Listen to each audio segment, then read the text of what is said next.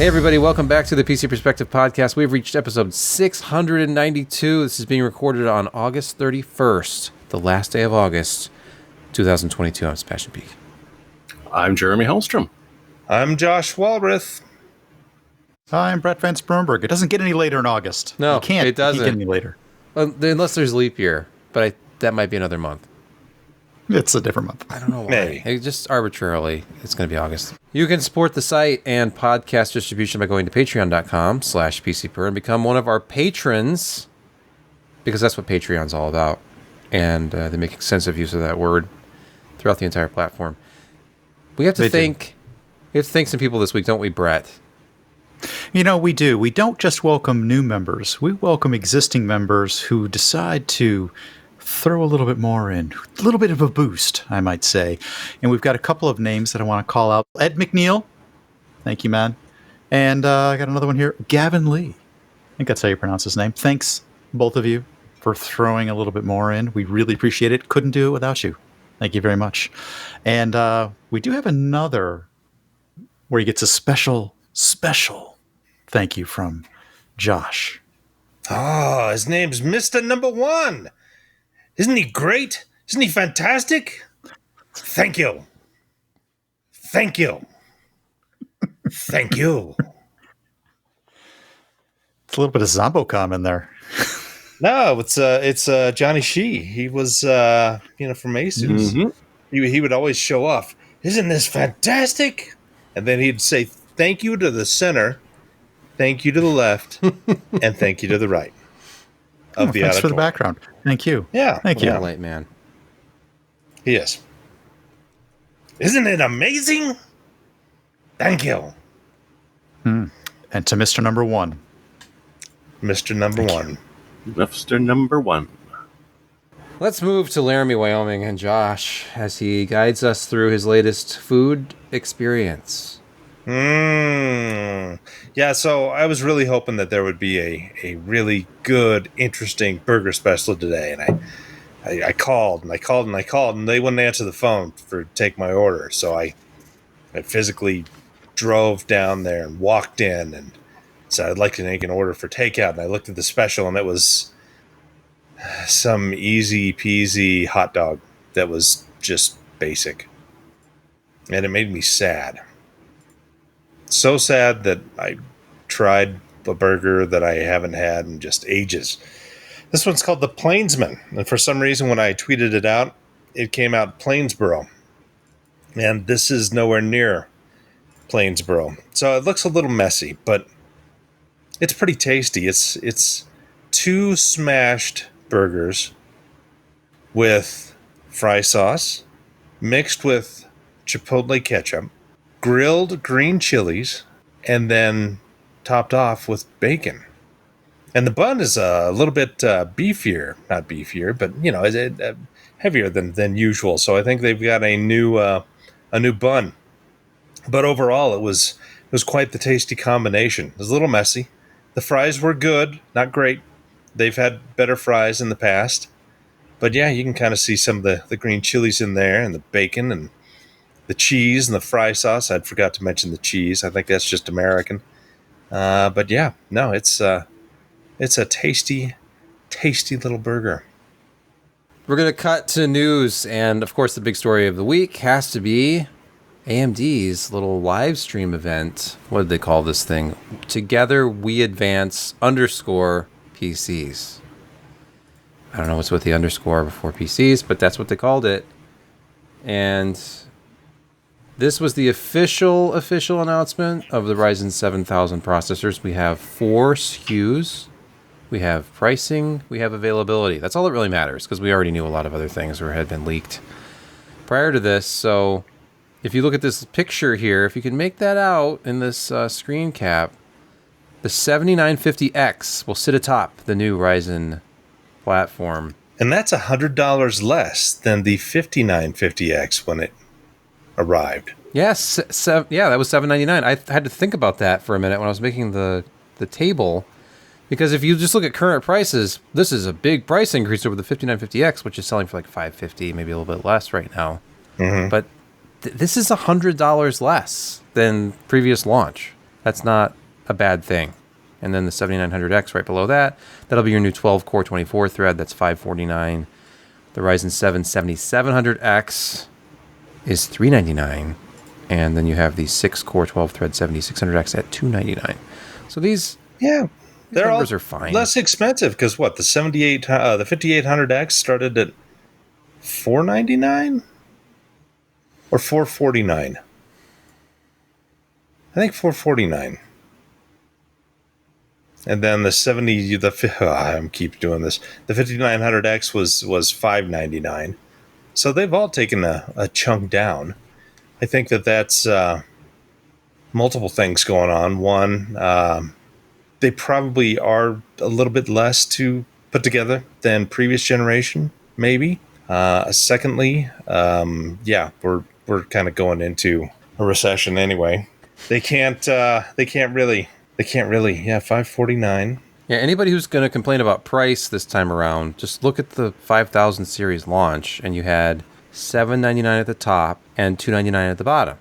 It would be nice if the Ryzen 5 7600X was a little less than $299, but it's a higher performing part. They were talking about gaming performance with this being neck and neck with a 12900K during their event, so $299 is not bad for that performance level, though it's no longer a 65-watt part. They didn't announce any 65-watt parts, if you hadn't noticed. It's all 105 to 170 watts. 170, yeah.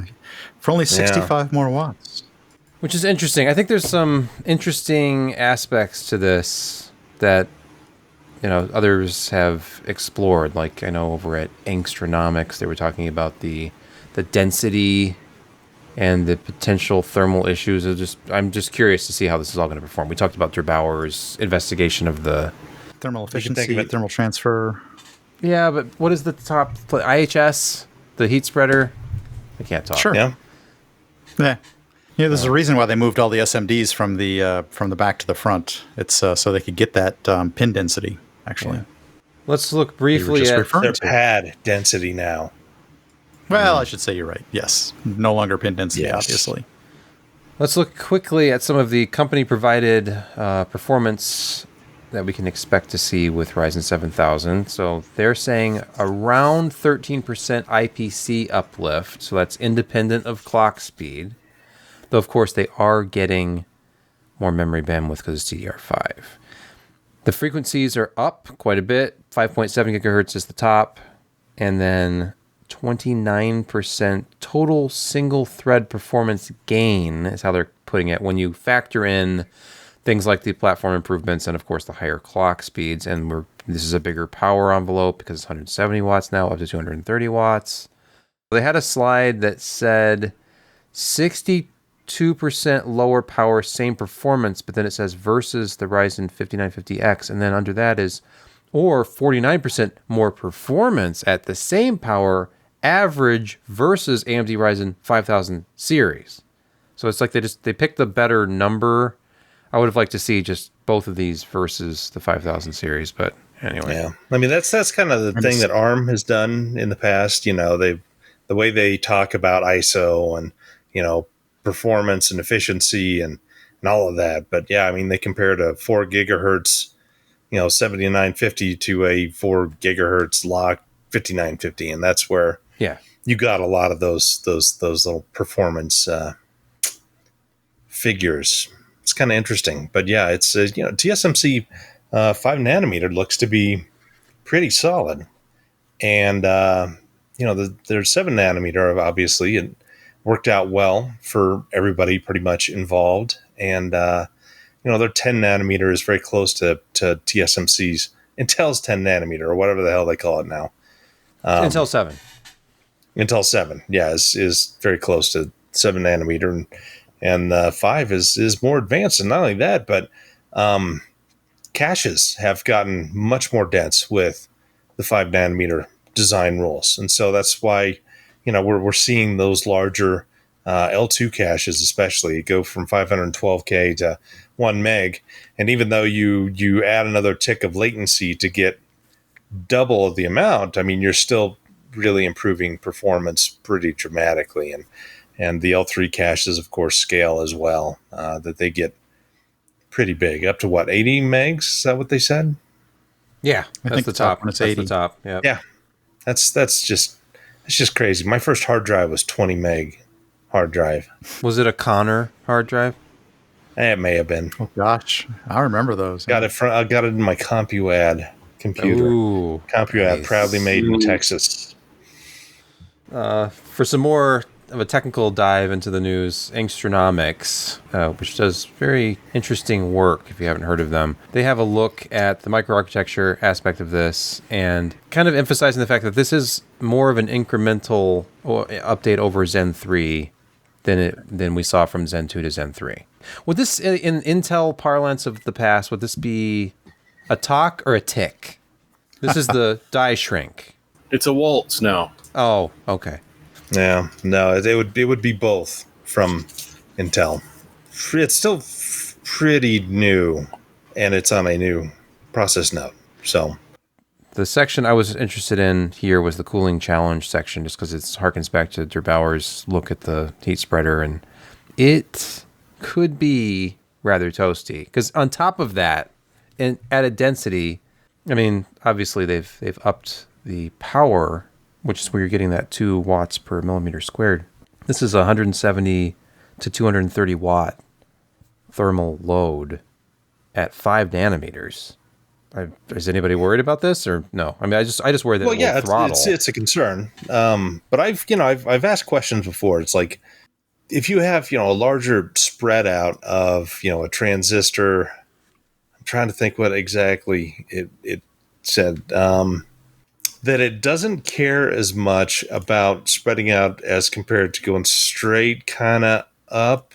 So even though you've got a smaller heat spreader, I mean, you're still going to have some, thermal drop off because more surface area means more heat. But when you're conducting like this, it's not as big of a deal, but we're going to see. And also think about the 3D V cache, how that's going to further exacerbate the issue. Because that's another layer of silicon on top, and it's going to be producing its own heat. And we're not going to see a 5.7 gigahertz version of that. No. It'll be clocked way down, but you're still going to see massive improvements in certain workloads with that V cache, and it's kind of cool to see AMD really hitting on all cylinders. I mean, they're executing their roadmap incredibly well over the past 5 years, 6 years now. What is 2016 when Zen first came out? It's kind of nuts to think how many, we're already on Zen 4.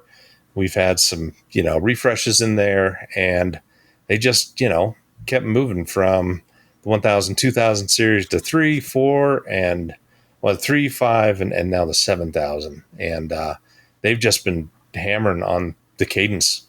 So these are all very, very positive things for AMD, and they showed off.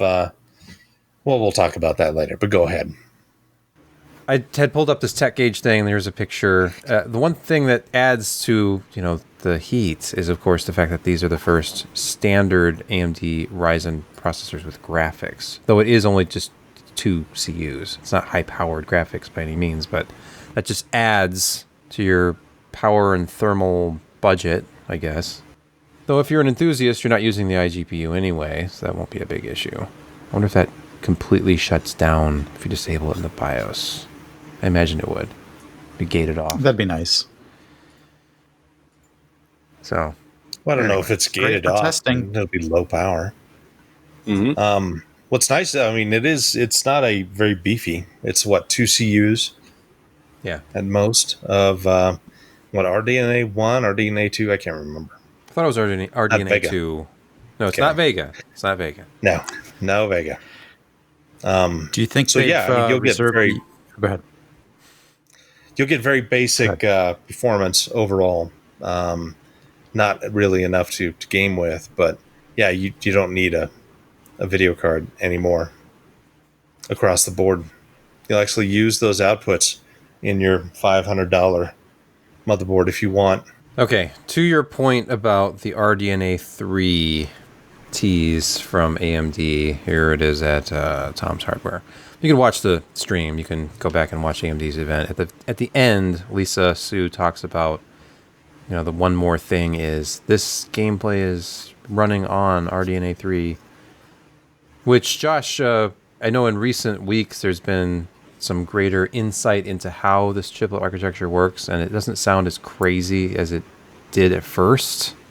Yeah, I mean, it's a chiplet architecture, and so you can have, I think, multiple cores that have, all the big amount of stuff, and then surrounding those are the cache and memory controller chips, and so they'll be on, a large interposer, and you'll have this kind of chiplet architecture that you can add and subtract from using all the same chips. Some will have, like 4 of the memory chips, each one's 32-bit wide, with an X amount of cache to it, and then you have the big GPU cores, and I think that I've seen that you can have multiple on those as well, but I'd have to look back at some of those diagrams. But yeah, they can kind of tailor their SKUs a little bit more by using all these same chips, and you don't have this one giant monolithic chip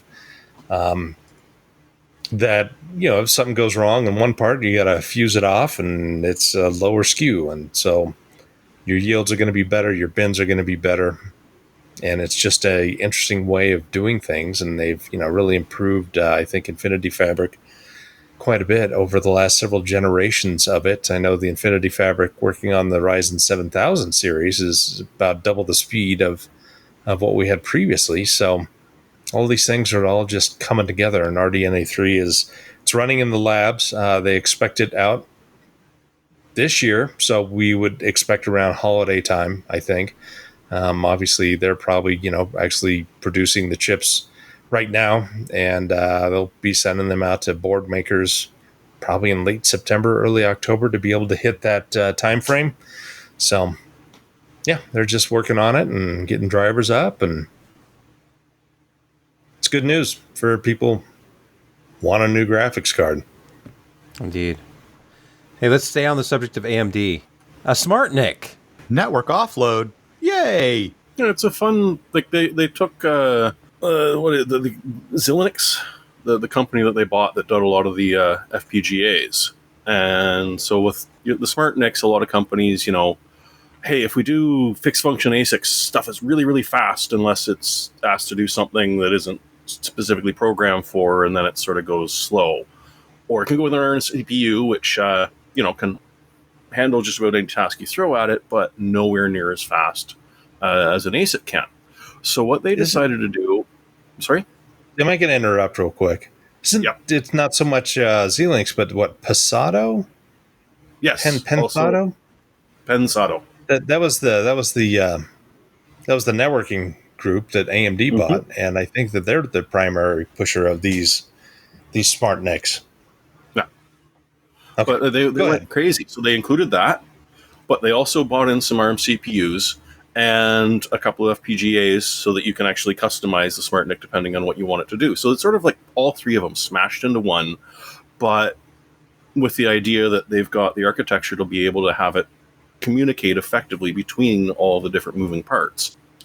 So they're going to have 16 A78 cores and 4 R52 cores, an impressive 32 gigs of DIMM, which you can decide whether you want low power or just normal DDR5, regardless. Nice 200 gigabits interface, which is not amazing, but for a lot of use scenarios, it's going to be just fine. And it's PCIe 5.0.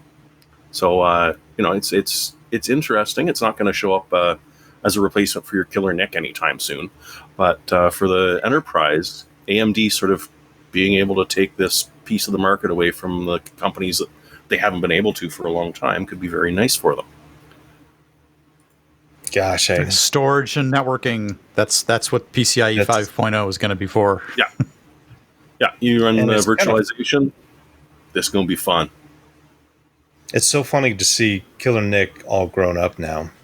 I mean, the idea was pretty interesting, back in the day when they first introduced it, and you could actually, run different programs and applications on the Killer NIC, and it did have some interesting options at the time, but it was what, back in early 2000s when Killer NIC came out, and so you could only do so much, and it was only so fast, but yeah, it's kind of neat to see that idea finally scaled up and really helpful in these networked and virtualized applications where it makes sense. Let's shift things over to NVIDIA. We've talked about AMD long enough. I mean, come on. But NVIDIA, unfortunately, it's all on the rumor side of things right now because we don't have that official announcement like we did from AMD this last week. So, once again, Copite 7 Kimmy is out there on Twitter leaking, possibly, the specs of, this time, an RTX 4070. So, let's look at I'm sure there's a chart down here. A table, I should say. Here we go. The 4070 number 1, contestant number 1, it's an ADA TSMC N4. 80-104-400 with 60 SMs, which is 7680 CUDA cores, unknown clocks, 12 gigabytes of GDDR6 memory on a 192-bit bus, 21 gigabit per second memory speed for a bandwidth of 504 gigabytes per second, and total board power of about 285 watts. Now, there's another possibility, which is 80-104-275, which only has 56 SMs, so slightly lower CUDA core count, only 10 gigabytes of GDDR6 on a 160-bit bus for 420 gigabytes per second at 250 watts. Apparently those are out there being tested. That's a weird bus size. It is odd. I like the 192 better. I mean, typically they do 256, 192, 128. So let's pick number 1. It's probably the Ti. I'm sorry, did I say Ti? I meant Ti. The 4070 Ti? Wait, do they do TIs for the 70s? Because last time they did a Super. Now they'll do both. There'll be a Super and a TI. There is no 3070 Ti. No, that was way back in the 2070. No. But it was 2070. 3060 Ti. Ti, whatever. Yeah. Mm-hmm. Wait, there was no 2060 Ti, but there was a 3060 Ti. Yes. The 2060 Super. It was, they had, yeah. But the 2060 Super was a 2070, basically. Pretty much. And then the 2070 Super there wasn't a lot of room. No, that's... No. If you compare... And then people got upset and wanted the familiar TI back, and there was a little bit of a confusion there. I feel like TI has more cachet, I guess. I'd rather have a TI card than a Super card. Did you mean I think you're right. Cachet. Yeah. I think the Ti has more cache. We almost got more. Yeah, we almost got through rumors and graphics news without talking about Intel Arc. This is no rumor. Yes, and I love the ASRock Challenger ITX variant here.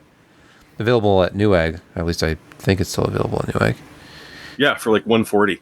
No, which is a respectable price. What a deal! Yeah, I bought one, by the way. It'll be here tomorrow. Oh, nice. Intel, Penguin friendly, Phoronix. They've been spending some quality time with Arc A380. Now, you have to have the Linux 6.0 core. So yes. And there's a Force Probe module and a certain version of Mesa, but they threw that in there and it booted. No problems. Nothing extra needed. Well, to run it just as a basic card. Now, because their idea was they wanted to see this as a compute card.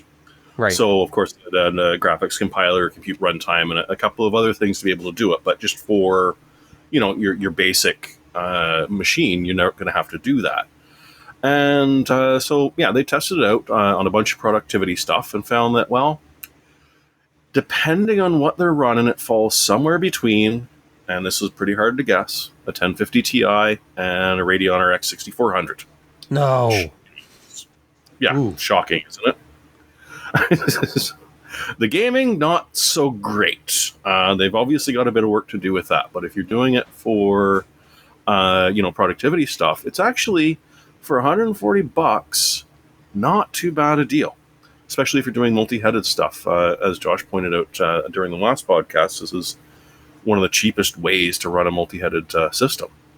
Yeah, you get 4 display outputs for $139. That's no laughing matter when a lot of those budget cards only have 2.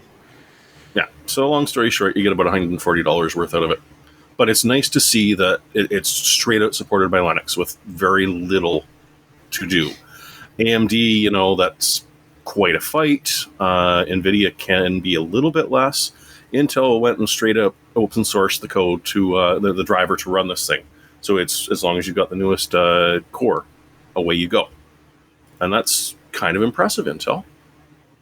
Still not blown away with the performance, but that's impressive. Of impressive Intel. Yeah, well, Intel is claiming that they're going to be competitive or better with NVIDIA on ray tracing hardware. Is Intel set to beat NVIDIA at its own game? Writes Jacob Ridley at PC. Oh, yeah, like any minute now. Well, I mean, they have some interesting, very similar looking technology with their, XeSS? XeSS? Who's this Peterson Their guy? ray What does he tracing know? unit. I know. Just because they brought over Tom Peterson from NVIDIA, now they think they're going to use NVIDIA's technology. I think if you read who were they talking to here, you might see a familiar name up top. At the beginning of this article. Something about some redheaded here we are. marketing guy. Beginning of second paragraph. In the run-up to the release of Intel's Arc A770 and A750 graphics card, I sat down with Ryan Shrout and Tom Peterson from the Intel graphics team. Yeah. Some familiar names in there. Yeah. We all know who the marketing guy is at Intel Graphics. And then he doesn't have any time to sit down with us. That's fine. I mean, I haven't invited him, but he'd probably. Well, I wouldn't blame him for not coming He'd either. probably come on. What was? I've lost my train of thought. Anybody have any thoughts about this? No, it's fine. I mean, they're comparing it to 3,000, and of course, 4,000, or maybe they'll call it even 5,000. Who knows? Eventually, when it gets put out there, is going to be new, obviously, and we would expect another jump in ray tracing performance as they've kind of figured things out and just simply thrown more transistors at the problem. But yeah, it's going to be interesting to see how those two compare and contrast. But the main problem is still going to be software. Drivers, yeah. Mm-hmm. Holding it all together. All right, let's shift over to that fruity tech company that we all love to hate, Apple. What? I thought they were giving people the right to repair and sending out kits to fix your own MacBook at home. What's with They are. Okay. So But the tools they give you are about that effective. So, like, for instance, with a MacBook Pro, you say you want to replace the battery, right? So that doesn't seem ridiculous to ask, is it? Except they designed the MacBook Pro so the battery is actually physically an integral part of the top casing of the laptop. So if you want to replace the battery, you also have to pay for the brand new top of your MacBook Pro, which runs you between $500 to $600. In fairness, they'll give you $88 if you send the old one back. Wow, But $88. Yeah, and it's an integral part of the top casing, so you're literally disassembling the entire laptop. Right? They list it: the top case, the bottom case, the battery management unit, flex cable, lid angle sensor, trackpad, flex cable, the antenna module, the logic board, the display hinge, the display, the audio board, the fans, the MagSafe 3 board, and the USB-C boards to get at the battery, which you now have a right to pay $600 to repair. Yeah, $600 is getting into that territory where I think most people would just get a new. Well, and literally disassembling your entire bloody laptop, including the display, to be able to replace the battery. Not that it's an excuse. Apparently the manual the was industry really is nice. moving this way. Yeah. It does sound like an The excuse. industry is Brett. being shoehorned this way. Think about this. It is possible to design a laptop.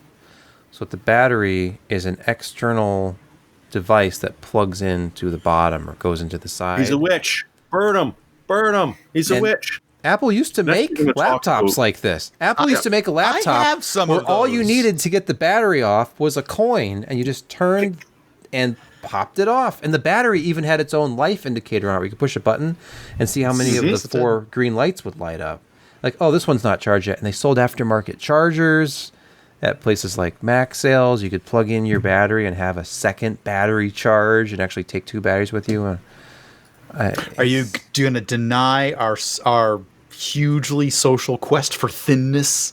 And No. they There is no serve that up? social quest for thinness. There is a I think there design is. first focus at Apple.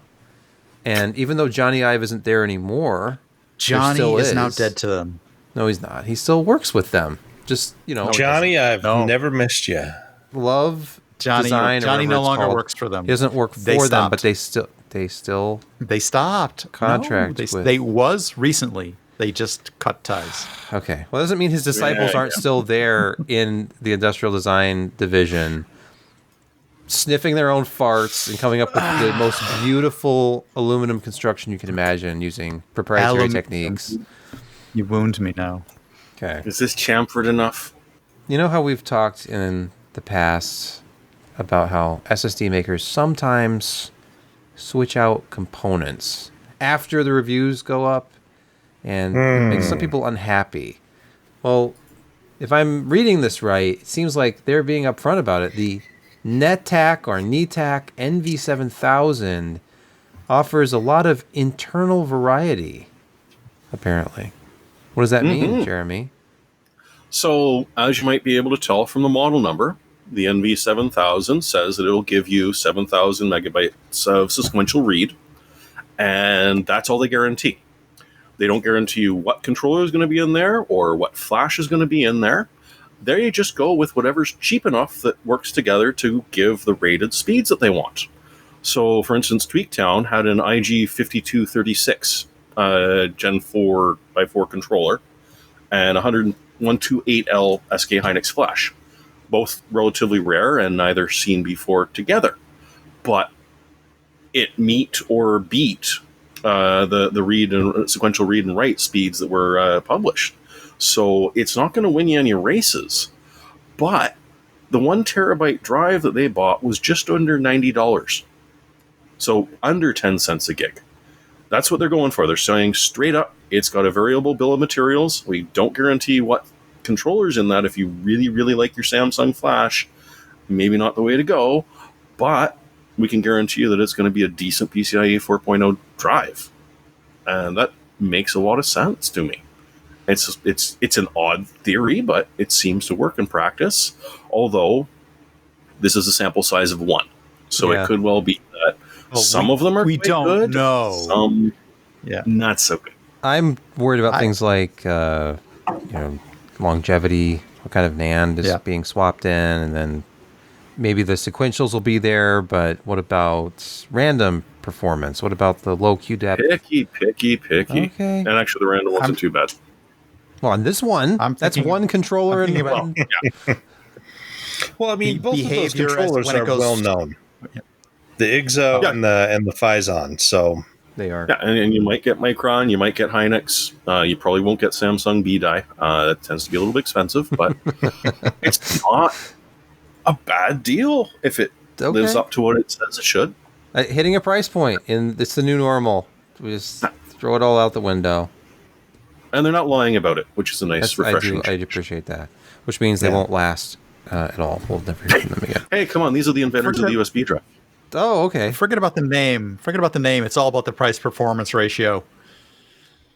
Right, because marketing Who cares how it performs? doesn't have anything to do with No. anything like advertising and marketing. No, not anymore. Influencers. No. Really? Okay. Oh, wait. Oh, sorry, All Apple. right. Okay. Who cares what the Post-truth performance world. is after it's 50% full? It'll be fine. Let's move on to gaming quick hits with a look at Embracer Group. The Embracer Group is buying everything. Oh, I they see. buy all the okay. things. Okay. I thought Microsoft was buying everything. I was wrong. The Embracer Group is starting to buy things. And this is like the I thought Tencent bought everything. No? Well, apparently there's these enough guys are gaming fighting. studios. Enough gaming studios to go around for everyone who wants to buy Is Embracer quote-unquote, Group everything. leveraged by Tencent for these acquisitions? I don't hard know, to say. but they're spending billions But- and billions. What do they own? Aspire, Gearbox. Tripwire Interactive, Tuxedo Blacks, Sinning Tricks, Limited Run Games, Tatsujin, Bitwave Studios, Geotech, Perfect World Entertainment, Lost Boys Interactive, Beamdog. They already own 3D Realms and Gearbox. They already own Aspire. They already own THQ Nordic. They already own Saber Interactive. So, yeah, why wouldn't you bring Square Enix into this? Oh yeah, they're the ones who bought the rights to all of the Tolkien yes, and all of Middle-earth. universe. They own Middle-earth. Yes. Yeah. Huh. So, yeah. Where'd they get their Yet money another from? company. Yet another company They're buying everything. Swedes. System Shock, it's still coming. It showed up at Gamescom. Look at a 20-minute demo. Yep. Says the article. I'm not actually going to play the 20-minute demo. It looks more fun than the original one that they put out last year. Because they put out like an alpha demo for the backers of the System Shock remake. This isn't the System Shock 2 remake, and it isn't the brand new System Shock 3. Okay. Because we went for forever without System Shock, and now we have a million of them that are going to be released anytime now. Sort of, maybe. We hope. It looks good. It looks like a lot of fun. This one is going to be great because they've got the original gal that did Shodan's voice doing it again. So that's just going to drive you up the wall. That's Terry. Computers. Yeah. Terry For their Brosius. own entertainment. That's it. The very notion disgusts me. Look upon my That's her. works, foul creatures. Yeah. They've really captured the original sort of feel of it, which is kind of nice. Because, I mean, 90% of the game was the environments and just, creeping yourself out, especially when the spaceship sort of turns upside down. They had one of the first and best implementations of the enhancement ladder, where you had to sort of choose a class and you were able to sort of buy your way into enhancing your character, giving yourself some skills, and climbing up the effectiveness ladder depending on kind of what you decided to be from the beginning. And then 10 hours into the game, realizing homage. you're going to have to start over again because you fucked up your skill tree and that the hacking and turret wasn't exactly as useful as you were hoping. Exactly. Yeah. And you got to lever or ladder up based upon what you leveraged in the game, what you practiced. If like you're able to apply some of those skills, you actually got better, as time went on, like hacking, for instance, as you were just talking about. And we can see. And ammo was at a very severe shortage. There you there go. was not a lot of shooting. And it wasn't just ammo. It was, is that a robot sneaking up on me or a biological? Because I need to quickly reload the right bullets or else I'm just going to go through them all. And another important thing is that all your weapons degraded, so you had to constantly repair them and pick up new pieces. That was the and put worst. them back You'd together think that again. in the 25th century that they would actually create weapons that could shoot more than 50 rounds without breaking. No. They're 3D printed with plastic, Josh, so. Apparently. So Iron they Man did a lot of really plastic cool guns. things. That was the one thing about System Shock and System Shock 2 is they had really, truly kind of immersive audio for the time. There you go. Especially Yeah, number 2. When you went into the monkey den and you'd hear the monkeys quietly kind of chirping in the background, I mean, it was super, super creepy, but really well done. And it wasn't just the sounds they made, it was the sounds you made. If you made sounds, they would find you and they would come after you. They would be wandering randomly, but if you did something that actually made a noise, they knew where you were and they could seek you out. So there were really, really cool pieces of this game that a lot of other games have obviously taken on and pulled into their own environments. But the first time that a lot of this stuff came together, and it's a fairly old game. So even System Shock 2 is fairly old. So I'm looking forward to this, whatever it is. Yeah, that it was they turn out. 1999. Yeah. 98. Can't remember. One of those years. But it was Omen horrible. engine, It was absolutely horrible. I think. So, I'm not sure, but it sounds right. Yeah, it was the same one that powered Thief. Yeah. Yes, Dark Project. correct. It was. Yeah. Yep. Another Thief game and with Thief scary 2. AIs in it. Yeah. Make a little bit of noise. Where did that guard go anyways? Thunk. What was Tafford? You Taffer. I can't remember. Let's take a quick look at a Switch-esque portable from Logitech and everyone's favorite, Tencent. They've teamed up to make a streaming-focused portable. In other words, it's a Android gaming tablet, which doesn't sound very exciting on the face of it, but... And I worry a little bit when they say streaming-focused, that sounds like it's underpowered. But if this is good for emulation, this could be another alternative to buying and trying to, homebrew on a Switch. It could be a lot easier to get those illicit ROMs on there and enjoy yourself. And maybe it'll even play Switch games too. Who knows? Is it powerful enough? Well, maybe not out of the box, but I bet you someone makes it do it. Let's see. Because, there's a lot of stuff out there. They mentioned in this article how is this pronounced? AYN. Ein. The Odin. They make the Odin. Retroid Pocket 2 Plus. Well, that's a less powerful device. And, of course, there's this thing called the Steam Deck, I think. Heard of it. Heard of it. A lot chunkier than this, but this is an Android base, so it's a lot more like the Switch. So It'll probably be more populous, too. Like, you'll be able to get it. yeah, less expensive. If they get the pricing right, they could break open this market. Really? I mean, how many times have people said that about Android gaming tablets over the years? Yeah, you have a point there, but this has kind of that affordance of like Switch-like, but not maybe as costly. What was the last great handheld? The PSP, or I guess the Switch is now. Are you asking me? Switch. Because the last great handheld was the PlayStation Vita, my friend. Ah. Oh, please insert PlayStation Vita picture here. Light.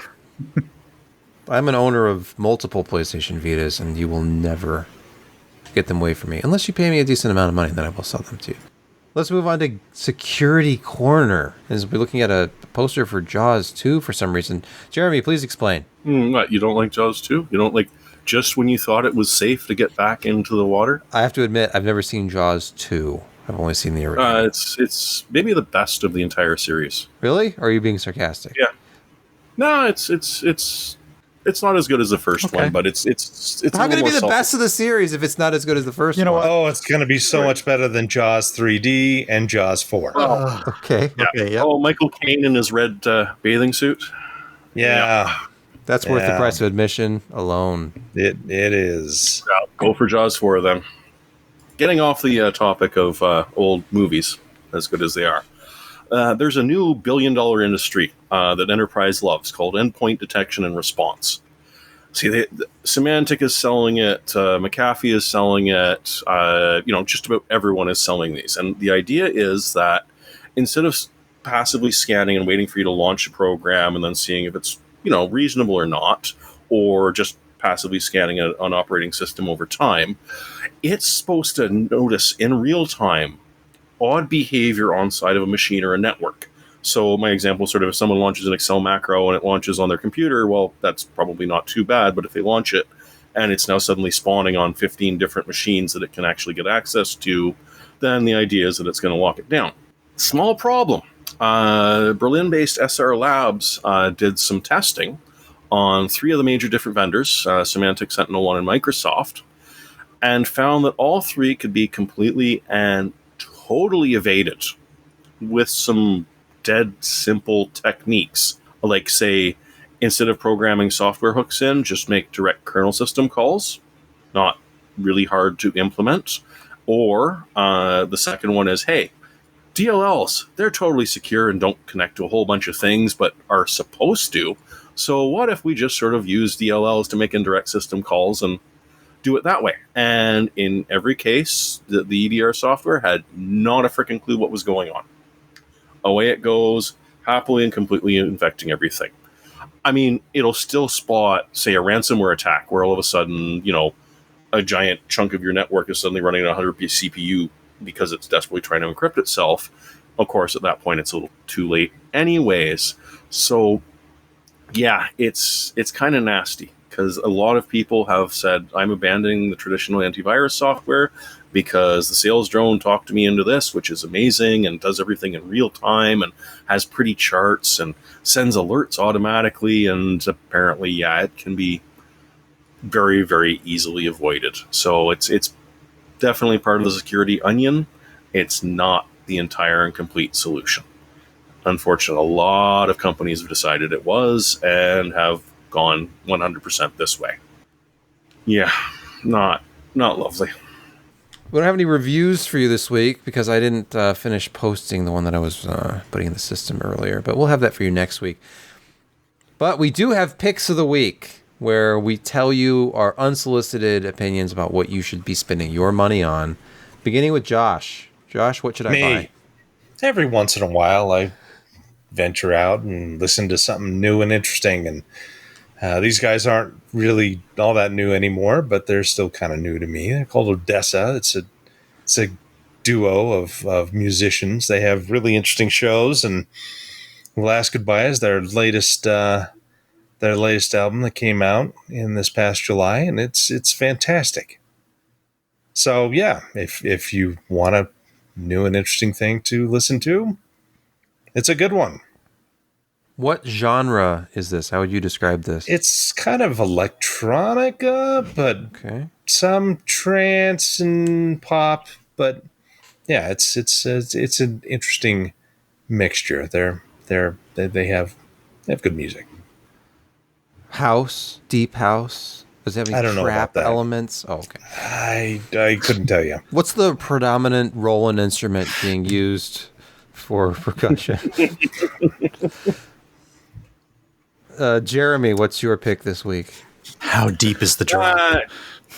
I'm not a huge fan of DuckDuckGo, but then again, I don't hate them either. But I did see an interesting thing that they're offering, or at least they've started to recently, which is essentially a free email service where you don't even have to sign up to have a proper private duck address. It's just you let them know what your email address is, and anytime you visit a site that is going to dump email trackers on you because you had the audacity of putting in an email address, it grabs it, turns that email into plain text, and forwards it off to you. So the idea is that you can just sort of use this as like a toss-away email address to feed the bloody subscription services that aren't going to charge you. They just want to sell all of your information. And yeah, it's not the worst idea ever. We've tried numerous solutions of this where it's not behind a paywall and that you need to pay money. It's just that they want an email address and they want to spam you and then sell it off and spam other people and, maybe fire up a tracker so they can keep an idea of what you're doing. So yeah, even if you don't use DuckDuckGo, you can actually use this service just as a toss-off to get the information you're actually trying to get from a service without having the email tracker info. Not a horrible idea. Brett, what is your pick this week? Well, unlike maybe previous weeks or the rest of you, I'm not offering a opportunity to buy anything. I just called attention to something that I thought was a little sad, but somewhat interesting, and that's what's called the Enterprise flight. And it's a homage to Nichelle Nichols and the Roddenberrys and James Doohan are having a small part of themselves shot into space. And this is essentially the memorial site, which is dedicated to Nichelle Nichols, kind of like remembrance and tribute messages and things of that nature.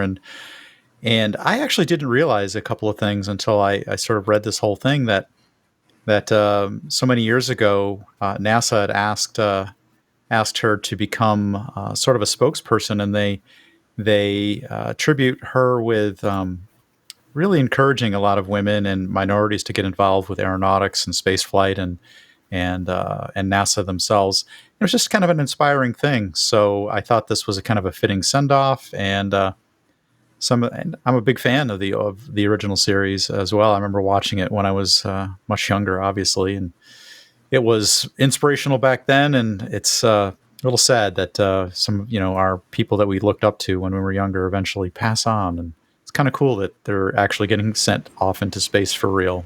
Anyway, it's a nice thing, and I enjoyed the show very much. So it's sort of sad that everybody goes this way, but you don't often get to end up in space afterwards.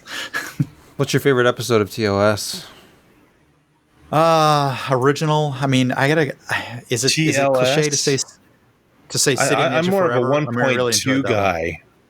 Anything before TLS 1.2 is pretty bad. No, TOS. Oh, you said TLS. I thought I said TOS, but I probably slurred. That was the original series. Yeah, TOS is the original series. Yeah. Yes. It's so many classics to choose from. Of course, Arena, where he fights the Gorn. I'm not going to kill him. With Tribbles. You hear me? The trouble with Tribbles, it was always that was a really good one. And he builds that gun with the saltpeter. He's trying to remember like puts it all together. The chemistry of making a projectile, right? And he finds, of course, these like gems and like uses those as the weapon. Exactly. And putting it all together like a shotgun shell. Dun, dun, dun, And dun, the guy's all stiff in the costume. Music. There's one in season 3 that's really good. No, season 3 gets a lot of crap, but he has to go. Foley and Web. That's very good. That's in the first season. What's that called? Like the Fly Trap or the?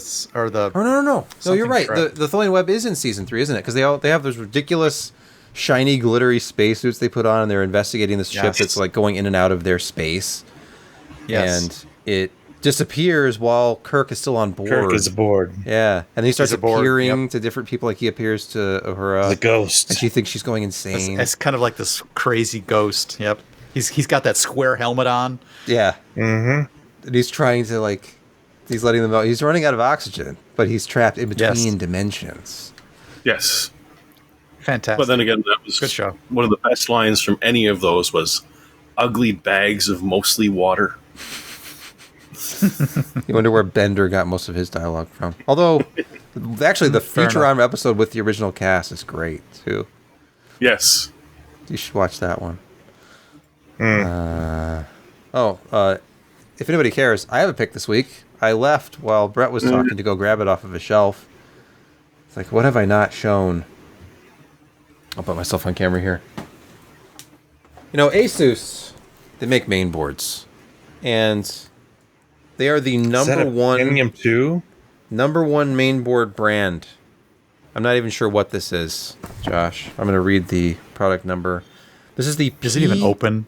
P2L97266. P2L97. It shows slot 1 processors, but it also shows socket 7. Yeah, Pentium 2.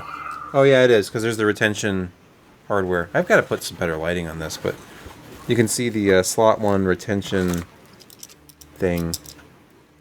This is brand new in the box. I haven't done anything with this yet. But yes, Pentium 2. Just waiting on the memory to arrive? Yeah. Just waiting on some PC 66 or 100 SD RAM. I'm assuming this is SD RAM. Mm-hmm. I think I bought this because I have the sockets. Yes, I have the socket 7 companion to this. It is a sickness.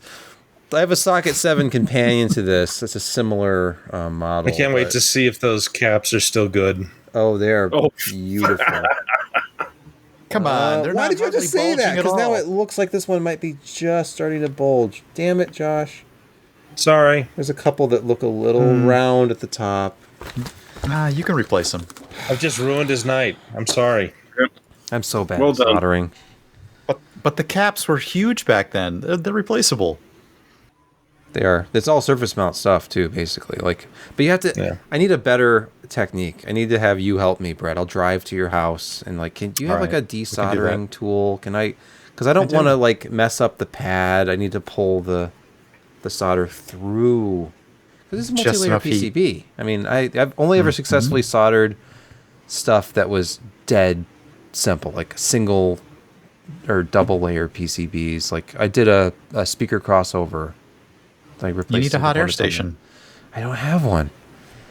They're expensive, they sound like. Can be. And people get upset when you use the microwave to warm them up. Don't do that. No. Corbomite don't even Maneuver is great. pretend. Fool to Dream in the Discord. And here's the thing: Corbomite Maneuver was the first episode after the second pilot. They filmed Corbomite Maneuver, and if you watch it, you see that Spock has a slightly different personality. He's like smirking. He's wearing a different uniform. It was so Nimoy was in the transitional Emotional. period. Right, he had some human emotions where he was playing up the human side, but by the next episode, it's gone. And unfortunately, the first episode they filmed was like the 8th they shot. It was the one with the salt monster. Oh my gosh. Oh yeah. Was it the Horta? Was it the Horta? No, not the Horta. That was With in the- season 2. But there was this woman who was Yeah, with the transforming into a suckers. monster, and she was like sucking the Yes. salt out of everybody. Salt out, yeah. And that was the first episode of Star Trek that ever aired. So the initial impressions of Star Trek and all the original ratings and all the reviews and all the magazines were based on that, which was probably the worst episode of the first season of the show. Do you remember? Yes, the what was Van it? Trap. Thank you, Kent. Henry Mudd or Harvey Mudd? What was his name? Harry Mudd. Harry Mudd. Very much. Yes. And Harry his Mudd. girl. Clint Howard Yes. offering everybody was great. Tranya. Yeah, that's good. That's at his- the end of the his women. Corbomite Maneuver. Yes. When he goes on board the ship and they pass the test, and then they do like a personnel exchange, which is weird. Well, no, they took a tour around his ship. But then they're leaving the guy behind. They're leaving that one like I don't yellow remember. shirt behind. Why are we talking about? Do you remember that episode in episode number 3 when you were? No, Apparently, I'm not doing this. That's where we- I'm not doing this. Ricardo Get a life. Montalban. Space Seed? Ricardo Montalban's Yes, Space Seed. Yes. first foray into Khan.